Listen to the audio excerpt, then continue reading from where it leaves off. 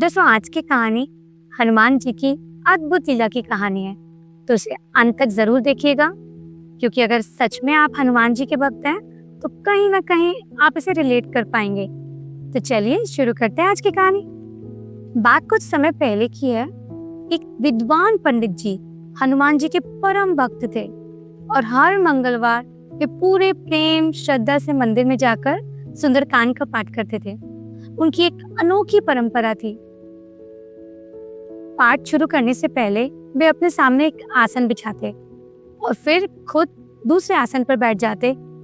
वो आसन पूरे समय खाली रहता। मंदिर आने जाने वाले लोगों को अक्सर ये थोड़ा अजीब लगता। एक दिन एक लेडी ने आकर पूछ ही लिया, पंडित जी, आप ये आसन क्यों बिछाते हैं अपने सामने? इस पर कोई भी बैठता नहीं है।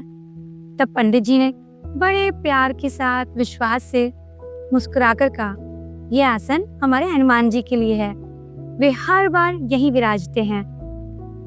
उस लेडी को ये बात थोड़ी हंसी वाली और थोड़ी सी आडंबरपूर्ण लगी। उसने मन ही मन सोचा, ये पंडित जी लोगों को अंधविश्वास में डालते हैं। फिर वो बोले, ठीक है, अगला मंगलवार आएगा तो मैं देखूंगी कि हनुमान जी वास्तव में आते भी हैं कि नहीं। ऐसा कहकर वो लेडी तो चली गई। अब अगले मंगलवार वो लेडी केवल अकेली नहीं आई, बल्कि अपने साथ कुछ और लोगों को भी लेकर आई। उसका इरादा साफ था, पंडित जी की झूठी बातें सबके सामने बताना। अब पाठ शुरू होता है। पंडित जी ने उसी भक्ति भाव से हनुमान जी का आह्वान किया और सुंदरकांड का पाठ आरंभ किया।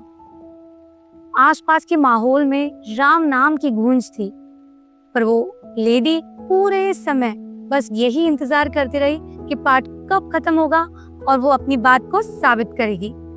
अब जैसे अंतिम चौपाइयों तक पहुंचकर पाठ समाप्त हुआ, वो लेडी आगे आकर बोली, पंडित जी, आपने कहा था हनुमान जी यही विराजते हैं, हमें तो दिखाई नहीं देते। अब बताइए हमें भी, कहाँ है हनुमान जी आपके?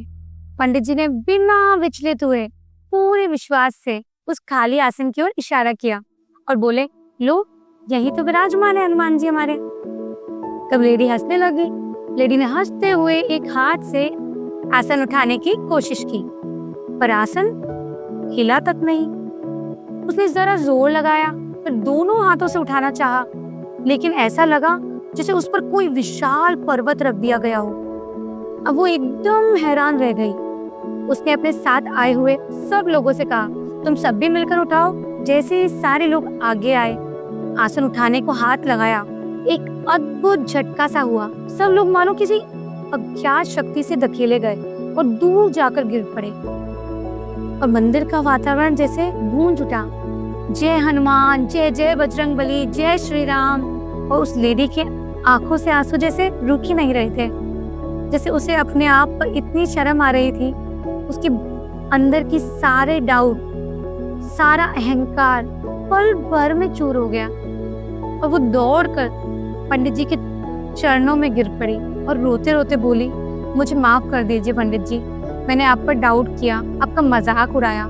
तो पंडित जी ने उसे उठाया और मुस्कुराकर बोले, बेटी, अगर हनुमान जी की शक्ति को वास्तव में अनुभव करना है तो बस राम नाम का जाप करो, फिर देखना ये संसार तुम्हारी आंखों के सामने कैसे बदल जाता है।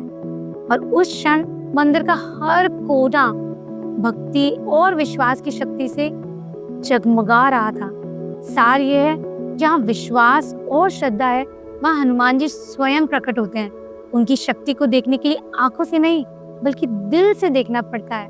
जय श्री राम। कहानी पसंद आई है तो लाइक एंड शेयर कीजिए और सबका विश्वास बढ़ाइए हनुमान जी की भक्ति पर। Thank you for watching.